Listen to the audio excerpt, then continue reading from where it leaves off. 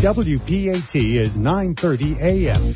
WPAT, Patterson, New York City. If you're trying to quit drinking or doing too many drugs, listen to me. You don't know me and we'll never meet. I had a problem like you once. I drank and used to party a little too much till it got out of control and almost ruined my life. I realized I needed help to fix my problem before it totally destroyed me. If you've tried to fix your drinking and drug problem and you know you can't do it alone, you need to call the National Treatment Advisors. They'll immerse you into a 30-day program to replace your old habits with new habits and totally change your life. And if you have PPO private health insurance, the entire program may be covered. Fix your problem right now before it gets any worse. Get clean. Call now and learn more. 800-961-2730. 800-961-2730. That's 800-961-2730. Tired of paying outrageous prices for Viagra? Well, we have great news for you. Now you can finally get Viagra at huge discounts. Healthy Man allows you to save up to $500 on Viagra. Why pay U.S. pharmacy prices of $15 per pill or more when you can get Viagra for less than $3 a pill? Call today and get 40 Viagra pills for only $99. This can cost as much as $600 at your local pharmacy. You can't afford not to call us. If you want Viagra at the lowest prices, never pay $15 a pill pharmacy prices again. Get Viagra for less than $3 a pill. Call 800-400-1017 today and save up to $500 and get 40 pills for just $99. Healthy Man is fast, easy, and affordable. Operators are waiting at 400-1017 to take your call now. Call 800-400-1017. That's 800-400-1017. Again, 800-400-1017. WPAT. The following program is presented by its producer, host, and sponsors.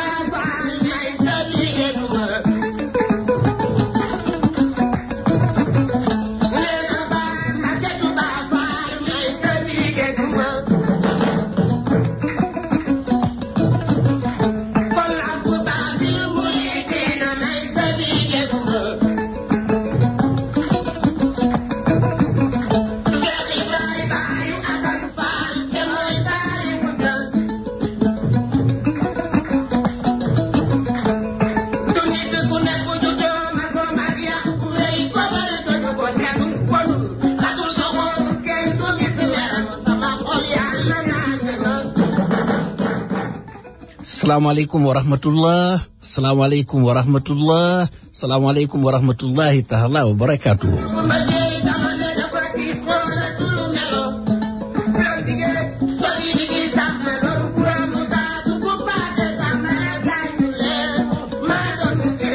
macha allah macha allah macha allah rajo Sénégal émergent la voix de l'émergence dikkati na tey ci dibéer ji fas yéene bégal leen.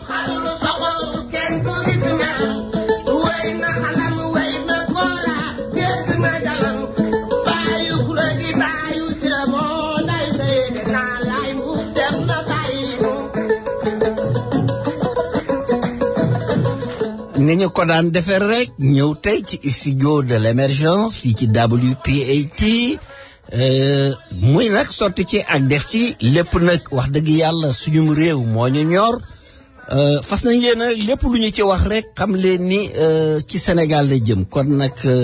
jàpp leen ni seen mbokk seen xarit ndongol daara li Amadou Amar moo fi ñëw tey te nag xam ni doomu aadama la jombul juum te man laa am na ngeen ma ko jéggal waaye nag lépp lu ci rafet rek nañ ko delloowaat ci suñu borom subhanahu wa taala xam ni suñu borom rek ci boppam moom moo dul juum jërëjëf jëf. man naa wax nag ni rajo Sénégal émergent c'est la rajo majeure du samay wax nit ñi ci seen bopp ñoo ko waxal seen bopp moo tax ma ne macha allah macha allah macha allah foo dem rajo bi la ñuy wax. am rajo Sénégal émergent indi rajo Sénégal émergent ji ñoom ñoo ma koy fàttali mais nag peccum liir su neexee xam leen ni kat dénkoom dégg nga maam ndey ji mooy jàpp ci wagg yi nag fi may commencé rek di nuyu nag tous les sénégalais su ma nee sénégalais yëpp rek xam leen ni mas naa noonu gi bàyyiwuma Masamba bàyyiwuma Mademba bàyyiwuma Fatou bàyyiwuma Kiné maa ngi wax ñëpp nag xam naa nag ñi may tàmbalee nag moo di bay ci sa wewu tànk maanaam su ma nee bay ci sama wewu tànk mooy suñu parti bi nga xam ne mooy APR ci boppam nga xam ne suñu borom subhanahu wa taala bi mu jox réew mi booba gone gu tuuti lañu ñetti at lañu am ñu nekk fi nag di ci kërti ba mu lëndemee lool nga xam ne àll bi kenn ñi may wuti mu am nag jigéen ñu am solo ñu ci nekkoon am ay góor ñu am solo ñu ci nekkoon di ci liggéey bu rafet lool nag wax dëgg yàlla ba suñu borom jox ñu réew mi kon nag Olof Njaay ci boppam nee na su lekkee alom na ko gërëmee coy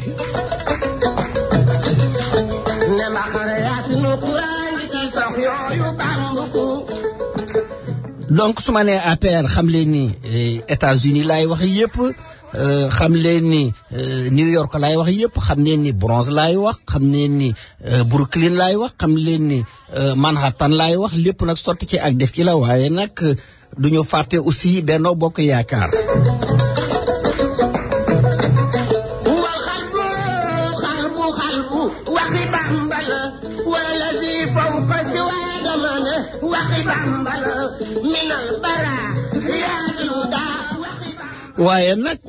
waaye nag duma fàtte aussi opposition bi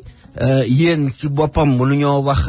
démocratie te duñ leen tudd parce que yéen a yore xorom si yéen a koy xoromal nag wax dëgg yàlla su ngeen gisee loo xam ne ni jaarul yoon na ngeen ko wax waaye nag li ma leen di ñaan moo di dee leen woddu kàddu yi parce que kee fa nekk nga xam ne suñ borom subhanahu wa taala moom moo ko fa teg xam leen ni ñëpp la fa nekkal ñu war a ñëpp la fa war a nekkal aussi moo xam parti au pouvoir la moo xam opposition la kon nag yéen tam wax dëgg yàlla na ngeen di woddu kàddu yi su ngeen di wax ak moom su ngeen gisee loo rafet ni ngeen rafetlu ni lii am na su ngeen gisee aussi loo xam ne ni safaan bi la ni ngeen ko wax mais nag lépp nag nañ rafetal kàddu yi daal moo gën a am solo. duma fàtte aussi société civile bi duma fàtte aussi wax dëgg yàlla tous les Africains particulièrement monsieur Diallo l'ami des Sénégalais nga xam ne Guinéen la nga xam ne day déglu toujours nu mu tuddati bi day déglu toujours émission bi donc mën naa ne daal bàyyiwuma kenn nag xam naa nag dinaa defal mention spéciale le petit Lamine parce que doomu Ousmane la ndekete wu day déglu fu mu toll rajo Sénégal émergent man ko waaye yow lan nga jàpp ci rajo Sénégal émergent mu ne ma li ko ci gën a neex rek moo di salaamaaleykum wa rahmatullah salaamaaleykum wa rahmatullah salaamaaleykum wa rahmatullah ma ne ko ak laanati lu la neexati mu ne nag ak saa bu ma waxee rek suñu borom subhanahu wa taala kon nag na ngeen ko ñaanal parce que loolu rek déjà vibrant motif de satisfaction ci man la xale boo xam ne nii vraiment 9 ans 10 ans nga am wax dëgg yàlla sam xel di dellu ci yàlla loolu rek dafa jar samp ab rajo kon nag na ngeen ko ñaanal suñ boroom def ko magum l'islam def ko aussi moroomam yëpp ñu doon magum l'islam wax dëgg yàlla kontaan naa lool wax dëgg yàlla ci xale bi kon nag ñu ngi koy ñaanal fu mu toll di ñaanal aussi wax dëgg yàlla remercier ñëpp nag nga xam ne ñëpp wax dëgg yàlla rajo bi nee naa leen seenub rajo la saa bu ma nee seevu rek xam leen ni seenub rajo la donc émission bi tey ni muy demee rek maanaam dinaa def éditorialu rajo bi parce que xam ngeen ni am na éditorialu boppam mais balaa loolu li ñuy tàmbalee toujours mooy lettre bi nga xam ne suñ borom subhanahu wa taala ci boppam moo ñu ko jox te li nekk ci biir aussi ñu war koo xool di ci jëfe seet li mu digle ñu di ko def ak li nga xam ne aussi wax dëgg yàlla tere na ko ñu bàyyi ko xam naa foofu la ñuy tàmbalee suñu noppee aussi dinaa def beneen éditorial bu dul bu rajo bi boo xam ne nii aussi ci Sénégal la jëm su ma noppee aussi annoncé war naa ko ci Facebook bi le député bi nga xam ne wax dëgg yàlla duggam ci assemblée nationale mbégte la war a doon ci bépp sénégalais de bonne foi ndax ak dëgg la jiital mooy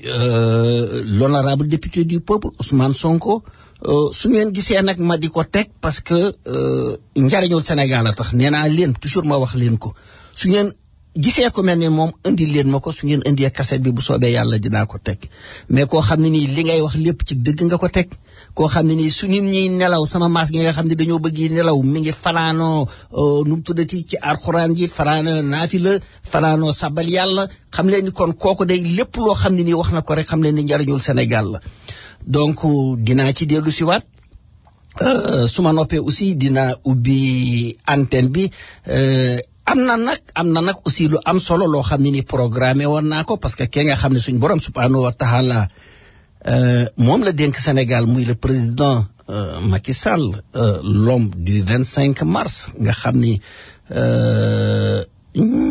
bokkoon nañ ci ñi nga xam ne ñoo ko jàppale ba mu falu am na nag lu rëy lu rafet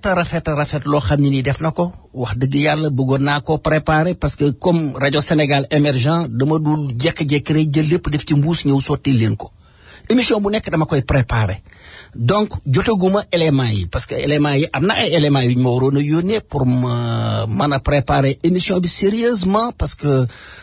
ndam la loo xam ne nii ndamul Sénégal ci boppam na te dinaa ci dikkaat nag nit ki soo àndeek moom soo gisee lu rafet mu di ko wax da nga koy tasaare mais nag su ma gisee safaan ba aussi wax dëgg yàlla rajo bi rajo dëgg la président Macky Sall moomu ko APR moomu ko parti opposition bi moomu ko dañ koo samp pour lépp loo xam ne nii rek luy jariñ Sénégal la donc xam naa loolu ma leen di wax dinaa ci dellu si waat parce que dama jotul éléments yi loolu moo tax mais moom laa naroon a programmer mais comme jotuma éléments yi du ma mën a toog fii naan damay tâtonner wala damay wax wala yu demee noonu daal kon xam naa ni ñuy def rek moo di dañuy commencer ayatul kursi a'uuzu billahi minash shaytaanir rajiim bismillahir rahmaanir rahiim الله لا إله إلا هو الحي القيوم لا تأخذه سنة ولا نوم له ما في السماوات وما في الأرض من ذا الذي يشفع عنده إلا بإذنه يعلم ما بين أيديهم وما خلفهم ولا يحيطون بشيء من علمه إلا بما شاء وسع كرسيه السماوات والأرض ولا يؤوده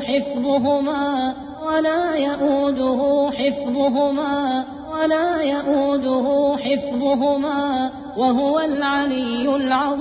العظيم الله لا إله إلا هو الحي القيوم لا تأخذه سنة ولا نوم له ما في السماوات وما في الأرض من ذا الذي يشفع عنده إلا بإذنه يعلم ما بين أيديهم وما خلفهم ولا يحيطون بشيء من علمه إلا بما شاء وسع كرسيه السماوات والأرض ولا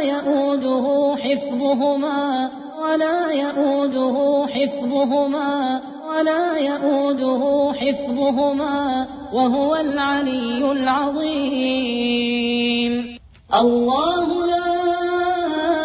إله إلا هو الحي القيوم لا تأخذه سنة ولا نوم له ما في السماوات وما في الأرض من ذا الذي يشفع عنده إلا بإذنه يعلم ما بين أيديهم وما خلفهم ولا يحيطون بشيء من علمه إلا بما شاء وسع كرسيه السماوات والأرض ولا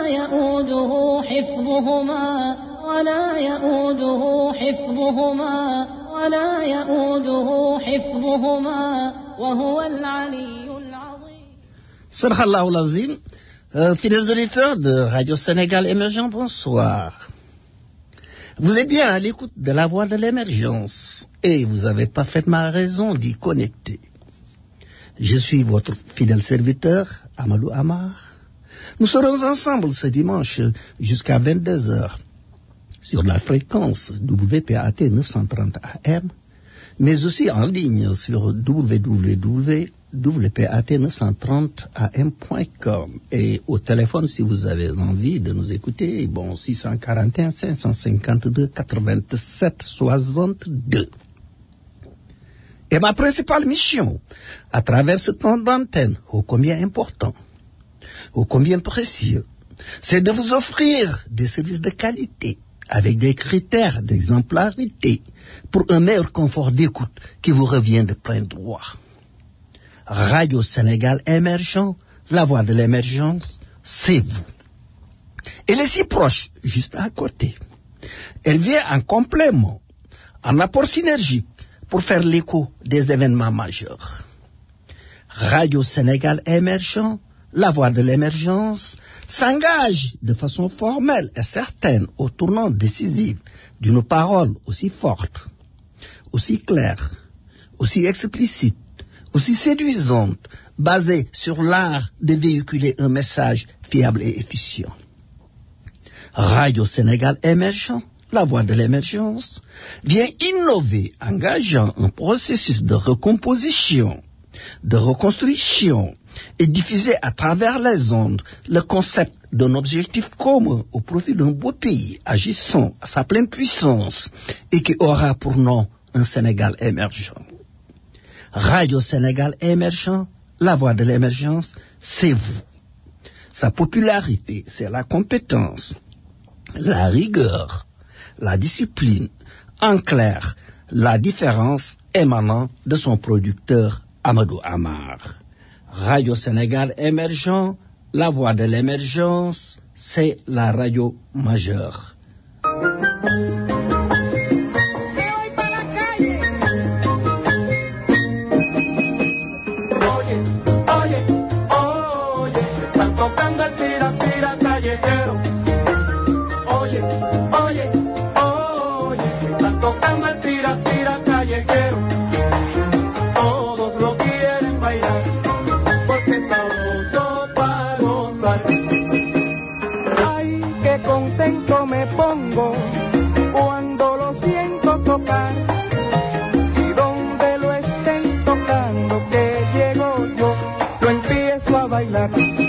Ya ustedes ven que yo estoy contento, que yo también lo bailo y me divierto. Y los pollitos piden a gritos el tira-tira para gozar. Y a mí yo quiero bailar con el ritmo tira-tira. tira, qué sabroso para gozar. Sí, sí, bom, bom, bom, mami. Yo quiero bailar con el ritmo tira, tira, qué sabroso para gozar. Sí, sí, bom, bom, bom, bom.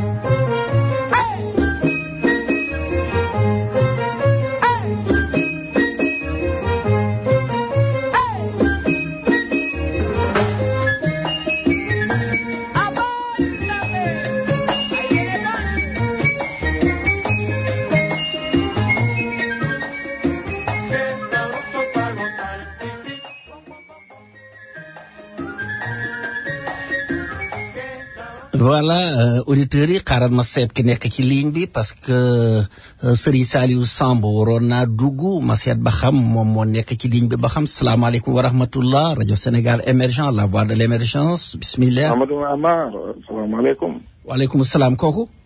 Non, Amadou, je voulais te dire... C'est qui, s'il vous plaît? Non, j'ai pas encore ouvert l'antenne. Vous attendez que j'ouvre l'antenne, comme ça vous pouvez participer. Non, je voulais te donner une idée. Non, vous risquez de me couper l'appétit de l'émission. Je vous en prie, je vous respecte. Bon, vous me rappelez quand le téléphone sera ouvert, s'il vous plaît. Merci.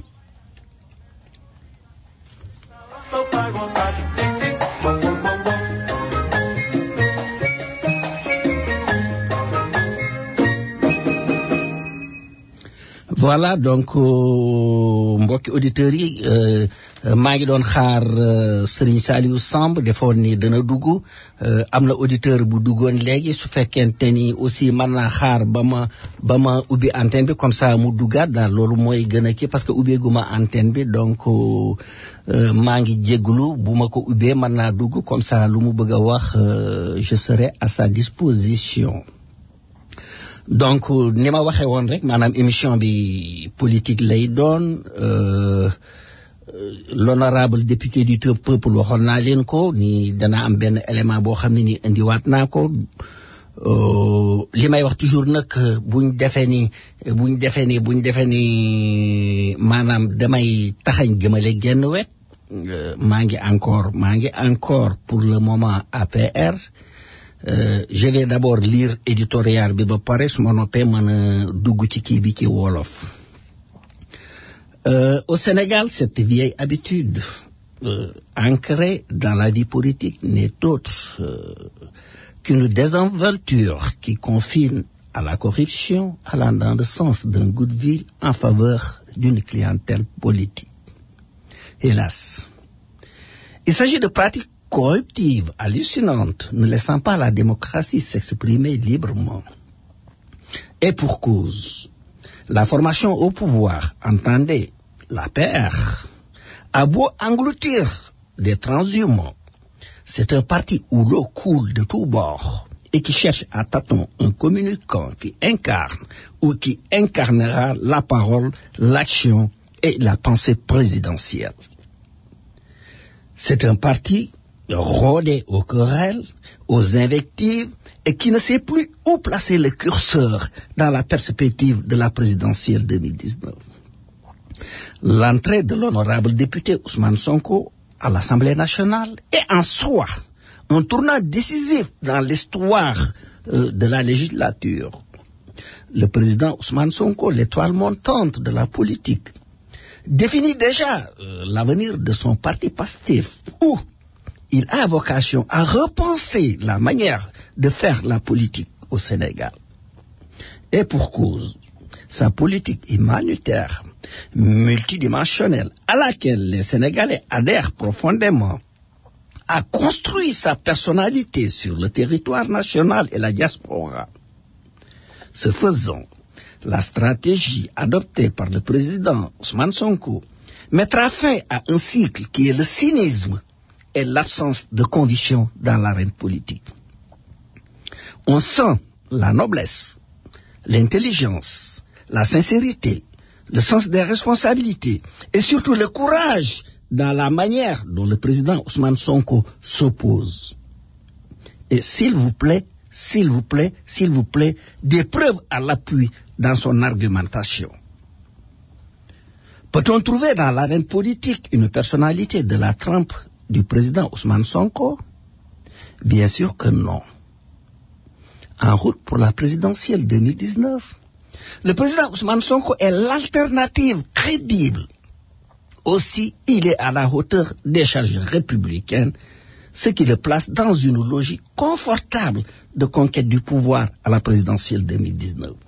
Tant mieux, tant mieux, tant mieux pour un meilleur devenir de notre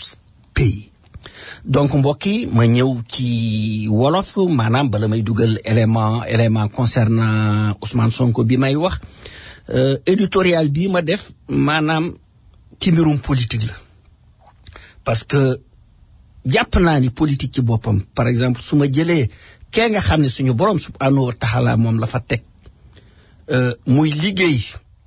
jàpp naa ni su fekkente ni sukkandiku na ci liggéeyam jërul muy xëcc kenn naan ko kaay ma jox la panne mi ma jël la kaay ma jox la lii kaay ma jox la lii je pense que c'est pas nécessaire su fekkente ni mi ngi liggéey et que le Sénégal avance dans le bon sens moi je pense que na continuer liggéeyam parce que ñan ñooy corriger ces copies mooy sénégalais yi ci boppam suñu demee ba 2019 ak nu mu mën a doon rek ak nu mu mën a doon sénégalais yi ñoom ñoo yore le dernier mot kon nag jërul muy woo ma Samba jërul muy woo ma Demba na jiital suñu borom ma ko fa teg ba pare nag sabablu bi moo di lan na liggéey bi ci boppam moo di lan bu mu ci xool ma Samba bu mu ci xool ma Demba donte am na poste boo xam ne ni wóor na ko ni kee ci opposition bi moo ko mérité na ko jox mu liggéeyal Sénégal donc loolu mooy li ma départ ma ñëw nag ci suñu parti bi ni leen parti la boo xam ne nii ñi ngi ci guddi goo xam ne nii bët setugul parti la boo xam ne ni xamuñu fan lañ jëm parti la boo xam ne ni wax jeeg xuloo beeg dégg naa bi fi président ñëwee ay saagaak lu nekk def nañ ko maa ngi sant yàlla nag ba dimuma dégg naa ay affaire xaalis ñi naan yoreel nga ma weccet yoreel nga ma $100 yoreel nga ma $200 yoreel nga ma $50 ainsi de suite moi je pense que c'est pas ce qui fait avancer et puis c'est des gens qui ne rendent pas service au parti parce que ci biir dafa ci am ñoo xam ne nii c'est des militants de complaisance c'est des militants yoo xam ne nii dañ cee dugg pour des intérêts crypto personnels mais li may wax toujours rek moo di ba àll bi la demee lool nga xam ni kat ay góori yàlla ay jigéeni yàlla ci boppam ñoo fi nekkoon mu metti lool nag ñu tëx lu gumba jàpp naa ni ñooñu waruñu leen a bàyyi en rade jàpp naa ni ñooñu mënuñu leen a numtur dëgg la nag am na ñu fekk si ñooñu ñu fekk si duma ni andiwuñu excusez-moi duma ni andiwuñu par exemple quelque chose de positif mais li ci nekk ci biir moo di waxtaan wax dëgg ca la ak nu mu mën a doon rek ak nu mu mën a doon nañu jaarale yëf yi ci yoon nañu jaarale mbir mi ci yoon nee naa leen APR su fekkente ni bëgg nañ mu dox dañ koy wat nel bu set wecc amul lii bu mu am ay jubu bu mu am ay paq bu mu am ay grill nañu wat bel bu set wecc gambaleen karaw gu bees saxaat ci parce que il y a des éléments de valeur dans le parti am na ay xale yu fi nekk xale yoo xam ne nii wax dëgg yàlla xam-xam la ñu am xale yoo xam ne nii wax dëgg yàlla conviction la ñu am engagement la ñu am na ay mag yu fi nekk yoo xam ne ni aussi conviction engagement la ñu am ci boppam mais kenn du leen jël dañ leen jël pousse leen sànni fële daal donc moi je pense que c'est pas ce qui fait avancer l'APR su fekkente ni dañoo bëgg a liggéeyal APR ci boppam watnel bi moo di nañu créer nuñ koy tuddati un bureau de crise amul ay élection wala leneen yoo xam ne ni c'est à titre provisoire genre comité ad hoc lay doon ku ci nekk ñu am lu ñu la jox ne la am téye lii mais c'est à titre provisoire suñ demee nag ba lépp tegu ci yoon ñu soog a wote seet lii ak lii man daal li ma waxoon démb mooy sama waxu tey j'ai envie de travailler ak ñeneen je suis pas le seul mais j'ai un pied dehors awma lu ma ciy nëbb parce que lii ma gis sampul kër lii ma gis xaw ma fan la jëm ñi ngi ci guddi goo xam ne nii bët setagul bon kon nag nañu revoir suñuy position nañu xoolaat suñuy position ci boppam donc lii laa amoon mooy deuxième kii bi troisième élément bi ci wax ji ma doon wax léegi ci français ma ni leen Ousmane Sonko day duggam ci assemblée nationale ab sag la li tax ma ne ab sag la ci boppam suñ ne député du peuple nekkalu fa amul Masamba amul Mademba amul leneen peuple bee ko fal ci boppam lépp loo xam ne ni gis na ko muy arranger peuple bi dana ko wax naa leen ko keroog gis ngeen bi mu duggee bi muy ñëw départ ba dafa boycotté parce que li tax mu boycotté dugg na ci biir mbir mi mel ni ak sabar xawma tànn biir la woon xawma ñi naan bii tànk du laal bii fekk mi nekk fii xamul lan la il est teekat jour booba ci la Djibo Ka wàccub liggéey au moins nañu respecté kii bi mais përëx fii ñi naan bii tànk du laal bii ndax xawma lan nañ koy waxeeti donc génn la def bi mu demee aussi bi mu ñëwee 6 milliards yi nga xam ni tuñ tojul bënul yax ba ca nekkoon jóge ca te 6 milliards yi xaj na ci gone yi xaj na ci hôpital xaj na ci dispensaire yi xaj na ci nu mu tuddati ci école yi ci boppam te ñi pàq dem li mu wax itam yoon la nañ ko génne ki ko yore na ko génne wala ñi ko yore nañu ko génne bon li mu def aussi ci livre bi dëgg la nuñ ko tuddeeti parce que nu ko waxeeti ci français sax spoliation la wax spoliation mooy nga moom dara ñu ñëw ni ko poqet muy pétrole beeg gaz bi te àll ni selaw te nee na lii may wax su fekkente ni jaaruma ci nekk dudul maa ngi ak samay preuve nañ ma yóbbu ci yoon su fekkente li may wax du dëgg bi nu mu tuddati àll ni selaw ku bëgg itam kaay ñu dem télévision yaa ngi fekk rajo yi kaay leen ñu toog ñu def débat àll ni selaw wax dëgg yàlla kon nag su fekkente ne gis nañ lu mel nii wax dëgg yàlla danañ ko wax élément bi ma war a teg léegi nag mooy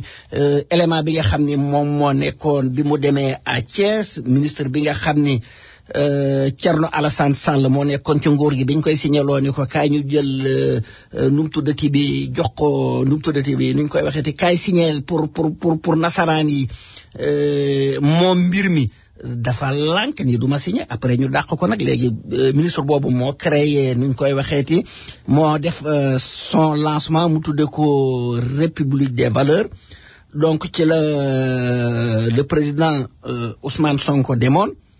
rafetlu nag dem bi parce que siis booba mu toog am na fa place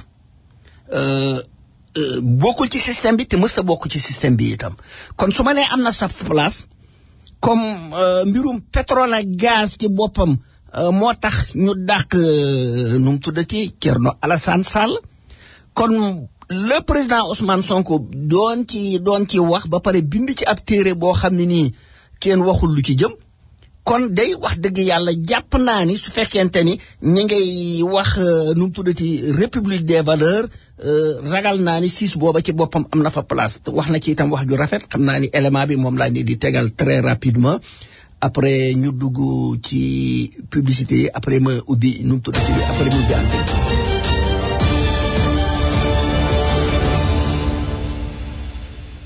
Le chantier sera énorme foofu lay dooree tey bésu sàlleen yi la defe naa ndax am na manifestation bu war a am ci ab sàlleen bu si kaname tey ñu teew ci lii nga xam ne ab sàlleen na koy taxawal lépp jëm nag ci jële fi ab sàlleen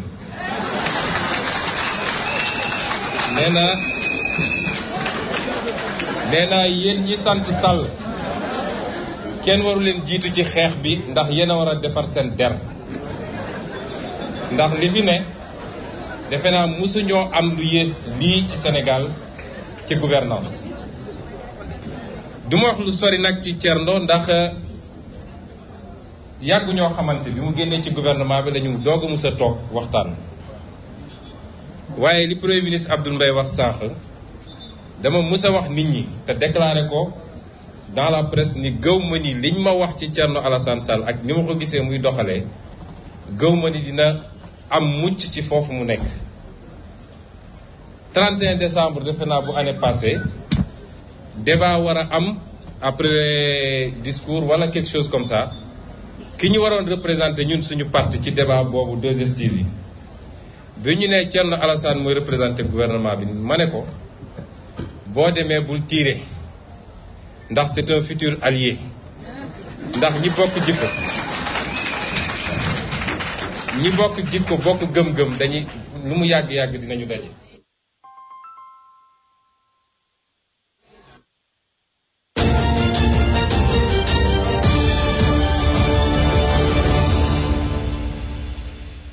bu ñu dee seede ci nit kon kuy woote valeur ci réew mi xamal ni sumb nga lu rëy rëy ndax réew mi valeur amatu fi te njumte bu rëy la buñ ko yemalee ci politiciens yi. valeurs yi crise des valeurs fépp la am ci société bi fépp la am ci société te ku jóg di xeex ngir valeur yow la ñuy njëkk a xeex. Je dis souvent que Sénégalais ils sont très tolérants avec ngeen jéggal ma ci termes yi les corrompus et les voleurs mais très exigeants avec les hommes de valeur. duñ la tolérer dara nga am en face de toi un système boo xam ne suba ba ngoon jot nu ñuy soselee nit ñi parce que seen objectif mooy fexe ba gëmloo Sénégalais ni politiciens yépp a yem. ñoom doxatuñu dox wane ni ñoom seet nañu wala yu mel noonu mais nu ñuy def ba su Thierno Alassane jógee ñu fexe ba gëmloo Sénégalais ni moom ak ñu ne yem bu Sonko jógee ñu def noonu bu Abdou jógee ñu def noonu keneen ak keneen ñoom loolu rek mooy seen objectif. kon ku fiy woote valeur war ngaa armé wu de beaucoup de patience defe naa loolu président Idriss Seck da koy faral di wax ndax lu ne di nga ko dégg. te Sénégal tuumal nit yomb na waaye na nga xam ni fa ngay amee adversaire mooy fi nga foogewul ndax système bi ni mu bindoo ñi ciy bénéficié wu dañoo nekk ci segment société bi yëpp muy ay homme de presse muy ay homme d'affaires muy ay technocrate muy ay homme politique muy même des chefs religieux muy ñooñu ñëpp nag kenn amu ci intérêt à ce que le système change. moo tax les hommes de valeur dañu war a daje xam ni xeex bi du yomb foofu lay daaneel rek mooy yàqkat yi ne ci réew mi ils sont prêts ils sont capables de faire toutes sortes de concessions pour daje ci li ñu gëm ñoom mooy nu ñuy def ba continuer di séddoo réew mi.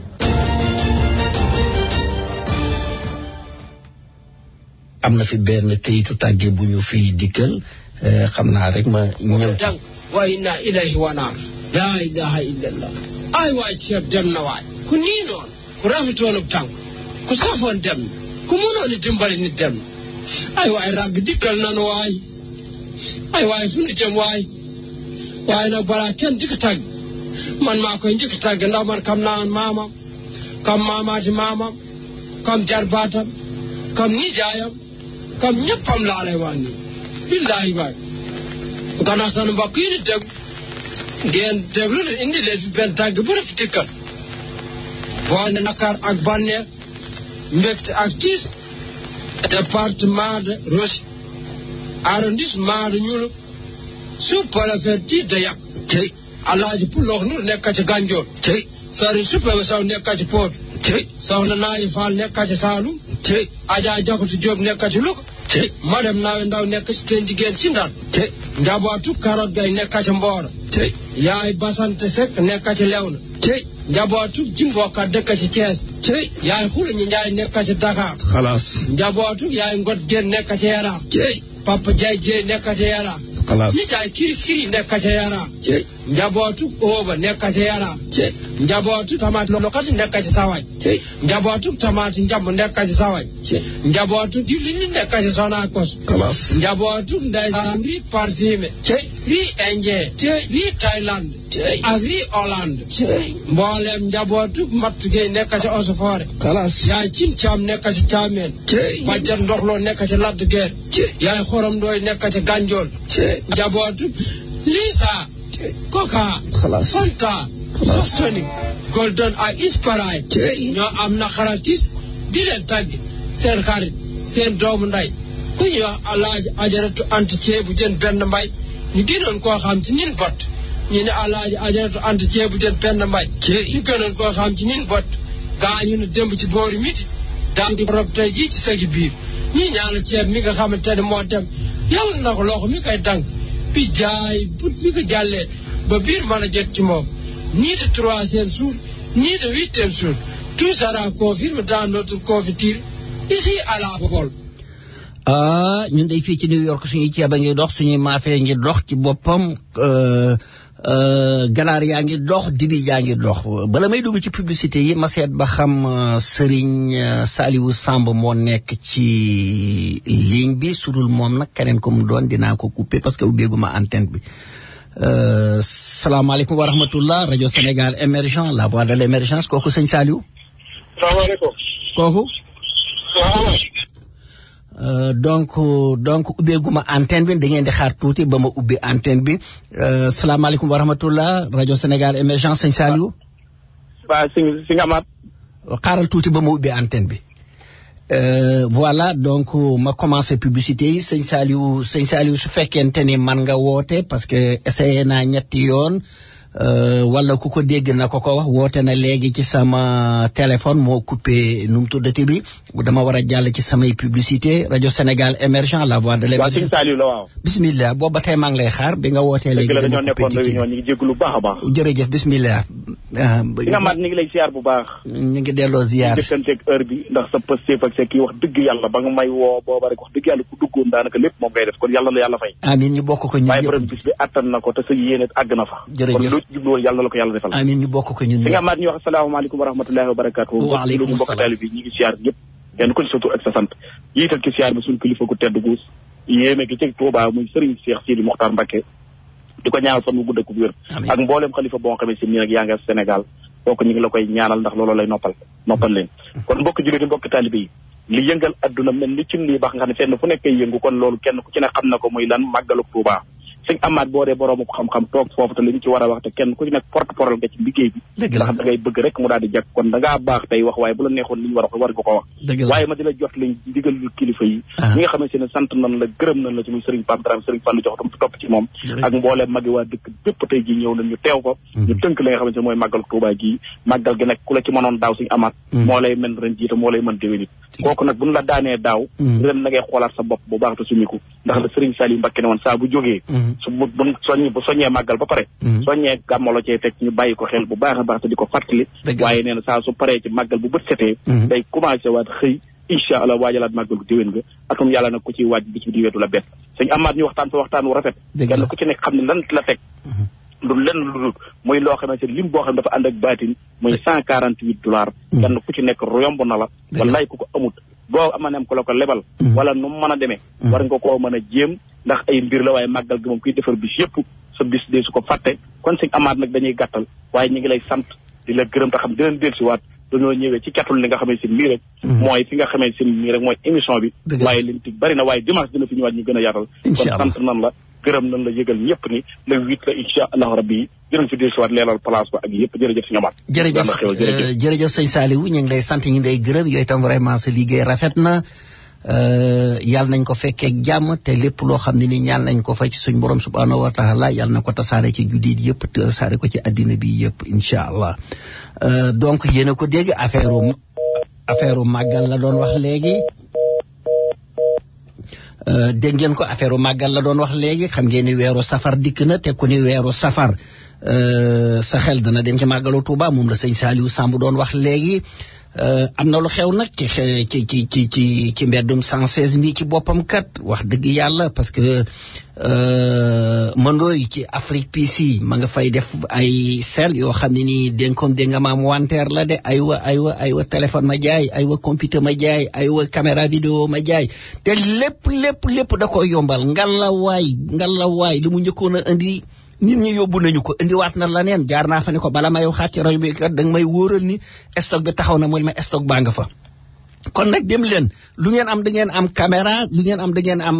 téléphone lu ngeen am da ngeen am nu mu tuddati aussi computer fexe leen ba bu mu leen nu mu tuddati bu mu leen raw parce que moom itam weeru safar wu nekk lii lay def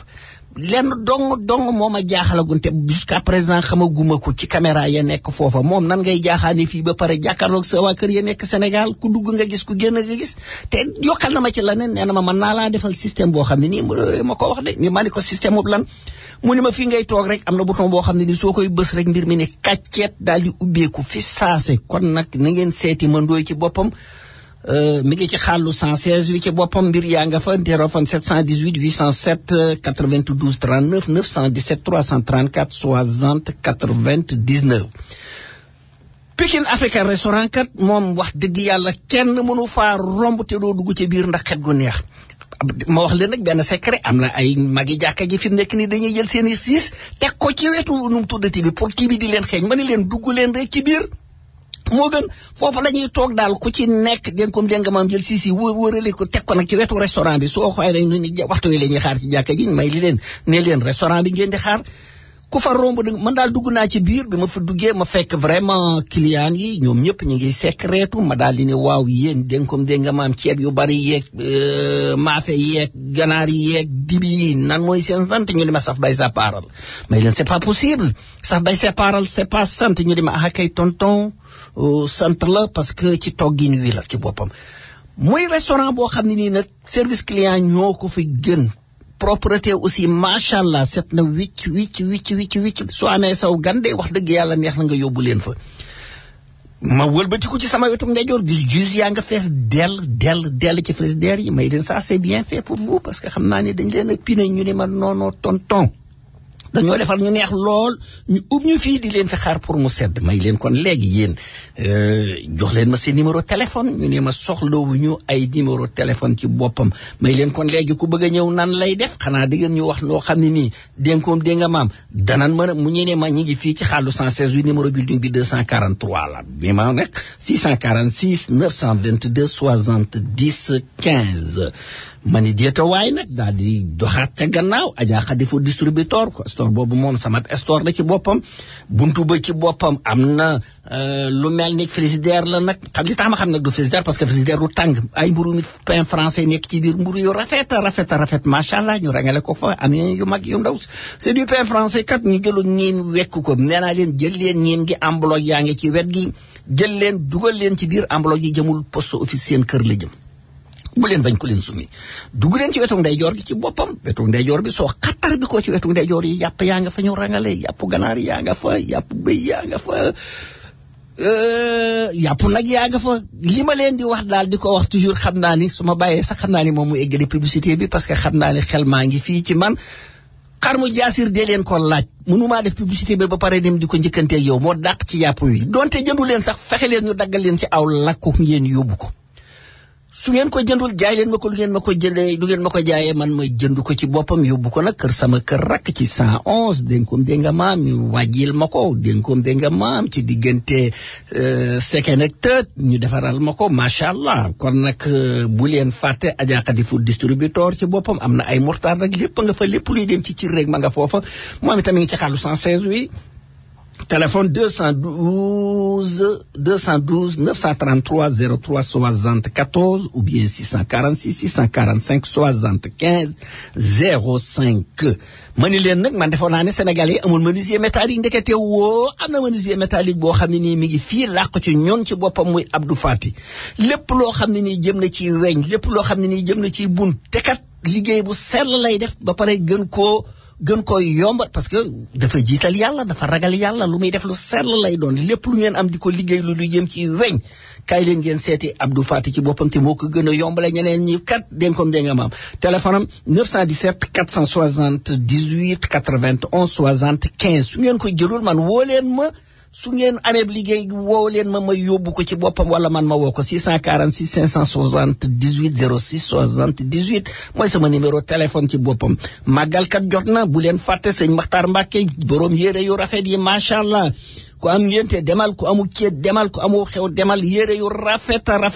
ci boppam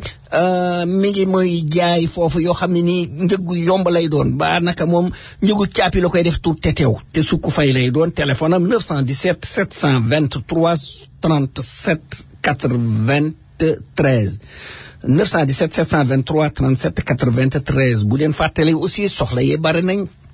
waaye nag suñ borom subhanahu wa taala mooy faj soxla am na sëriñ bu fi nekk ñu koy wax Cheikh Ahmed Tidiane Niass ci boppam wax dëgg yàlla am na lu ko yàlla may soxla bu ngeen am nag na ngeen ko seeti su àndee ak dogalu yàlla bi incha allah sa soxla day dana faju numéro téléphone am 917 545 64 68 ma continuer nag ci xàll wi ba tey nag yéy waaw coow lii moom lan la rel tuleeg màlle kër Kumba moom mbaa jàmm fi xew man daal maa ngi dugg ci biir ni li tax nag ma xam ne jàmm la coow li ña ngay wax xaqataay reetaan seen gémmiñ yëkkata ngi neen bat xaqataay ba yëkkati tànk ñi naan waaw man soo fi ñëwee ca bee tax ma ñëw fi ñi ne waaw dénkoom dégg nga maam man maa fe bee tax dénkoom dégg nga maam ma ñëw fi ñi ne man ginaar yi ci boppam la ni ñu koy defee moo tax ñii ne waaye yow xanaa xool leen dibi ji moom xaw ma day xong cur tekat li ñuy wax lépp soxna Adja Awa Gumbale ma ngay defar ma ngay ranger li ma jaaxal nag ci restaurant Kër Kumba bii mu ub sama bopp ba tey jaaxal na ma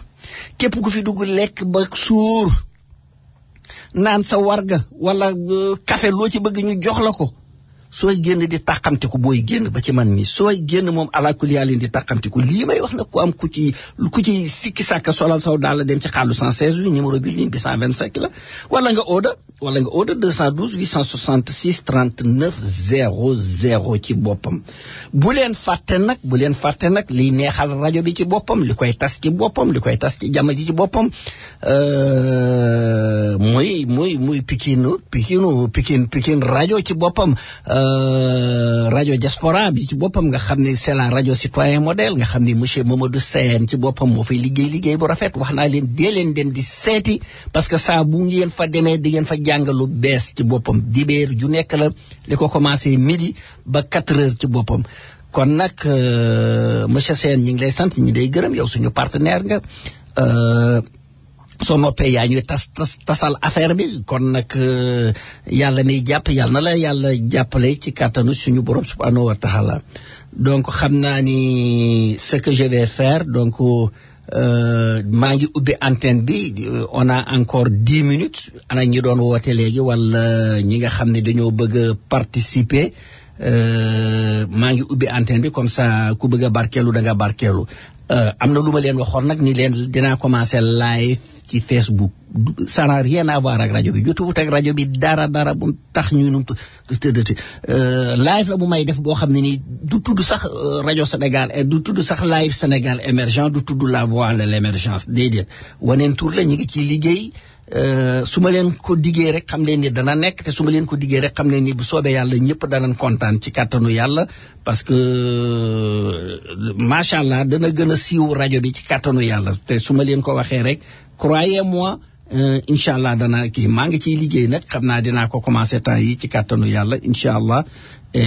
su boobaa dana def live boo xam ne nii moom itam wax dëgg yàlla Sénégal rek kay tax.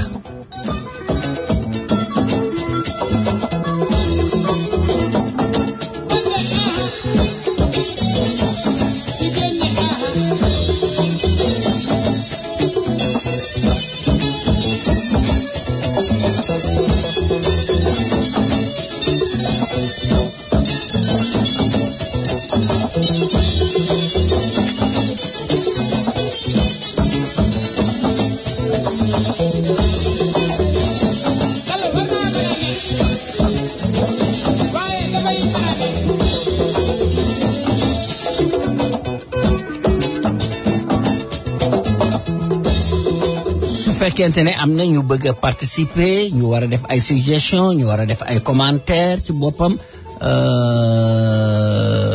ubbi lañ téléphone bi 212 219 96 95 donc lii may wax salaamaaleykum wa rahmatullah rajo Sénégal émergent la voix de l'émergence ñu ngi lay tatagal. alors Amar na nga def. sant subhanahu wa taala fi ñu toll. mais yow nag yow tam ngir doy na war yow boo wéree du lool de. ah ndax lan. parce que li ngay def opportunisme politique ngay def quoi. waaw lan mooy opportunisme politique waxal ñu. parce que yow fi mu nekk nii. waa affaire yi ci seen bopp ñoo la war a wax dëgg. waaw parce que ñoo nekk ci dans un parti ba pare di ko ŋaññe. kon nañ ma dàq. yow amul tax ñoom sax liñ def sax noonu la quoi nañu toog rek bàyyi la ngay wax. waaw c'est bon mais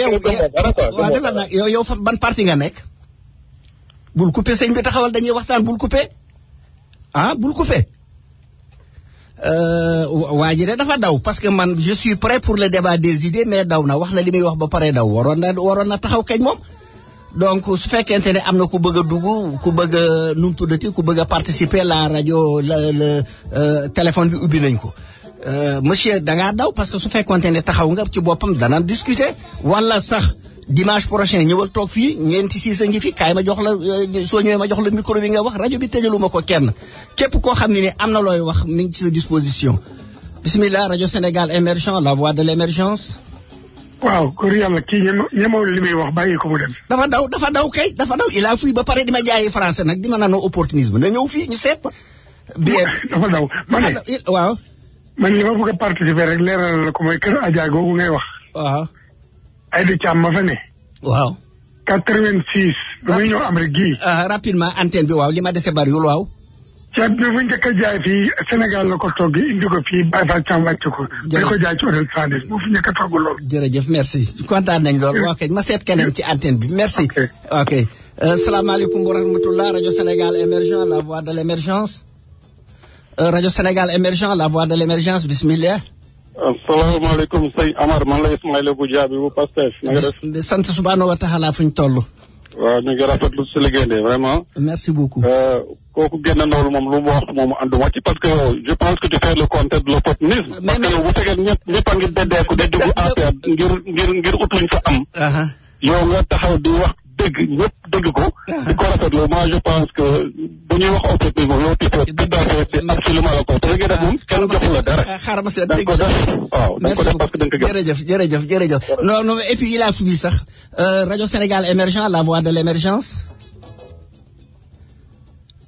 rajo Sénégal émergent la voix de l'émergence bismillah. asalaamaaleykum Aba nga def. waaleykum salaam wa rahmatullah. fi nga ko jàpp foofu de ñun daal dëgg dong lañ bëgg a dégg. dëgg dong laay wax de képp ku nangoo dëgg. moom waa APR ko yónni moom nañu. xam naa ko moo tax ma ni leen déglu ay tappale. c'est ça ci boppam su bëggee su ñemee di ma jaayi français da ñëw fii ñu defante ko man duma fi toog naan toto pâté toto tapp binta dafa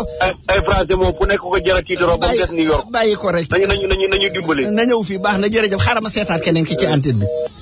voilà rajo Sénégal émergent la voix de l'émergence bismillah. allo sëñ Amar. sant subhanahu wa taala. dégguma la de. ah. ma ne yaa ngi APR ba léegi. waaw xanaa déggoo début émission bi ni ma waxee léegi. waaw mais est-ce que doo ridiculiser sa bopp bi boo fa nekkee ba pare ni nga fa nekkee nii est-ce que doo ridiculiser sa bopp. non du ma ridiculiser sa bopp parce que damay wax ak dëgg te yàlla tax il y a une façon de faire la politique. nit ki waaw man damaa gis ñoom ils sont ignorés dañ la ignoré. waaw waree mais waaw defal naa ci mais.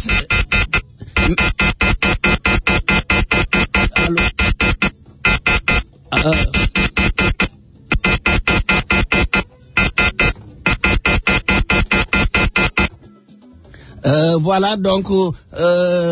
c'est parce qu'il fuit parce que le monsieur day daw le débat des idées man nee naa leen képp koo xam ne nii bëgg nga ñëwal rajo baa ngi nii soo amee looy wax ñëwal sëñ bi di ma wax ay affaire opportunisme moom déggul ay tubaab su fekkente ne nangu na kañ man naa koo paasal su dimanche na ñëw mu toog fii rajo Sénégal émergent la voix de l'émergence bismillah. salaamaaleykum. waaleykum salaam wa rahmatullah. waaw sëñ Amar mais ñi lay critiquer man dañu bëggul dëgg wala ndax yow li nga leen di wax dëgg la ci bu dee ci parti bi bu dee feneen Ousmane Sonko mi ngay teg. dëgg lay wax mais ñoom nangu bu ñoo dëgg loolu man moo ma jaaxal. waaw parce que dañoo ragal nangu wuñu ko ci boppam loolu moo tax lii may teg moom waa ji kay moom képp ku bëgg rek donte APR la ne ko APR rajo baa ngi nii nee naa leen seenub rajo la.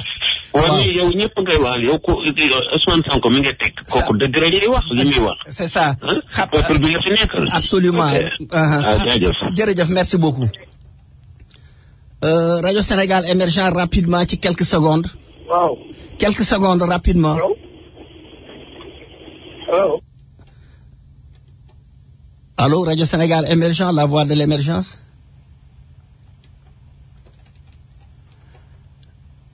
voilà donc xam naa ni niñ koy waxee su yoon jeexul waaxu si lu jeex su cere jeexul ñeex jeexul yàkkle du wees rajo bi seenu rajo la képp koo xam ne ni am nga loo ciy wax bismillah waa APR yi muy wax am nañ ñu tuddati am nañ ku yore seen kàddu ku yore seen porte-parole ci boppam au niveau DSE bi suñu bëggee nañu ñëw képp koo xam ne nii bëgg nga kaay ñu def un débat ak ku mën a doon rek rajo bi tëjaluma ko kenn kon nag xam naa ni su yoon jeexul waax si li jeex fii la ñuy yem ba beneen yoon parce que pratiquement quelques secondes moo ñu dese maa ngi sant ñëpp maa ngi gërëm ñëpp salaamaaleykum wa rahmatullahi taala wa barakatuhu di leen jox daje ba dimanche bii di ñëw incha allah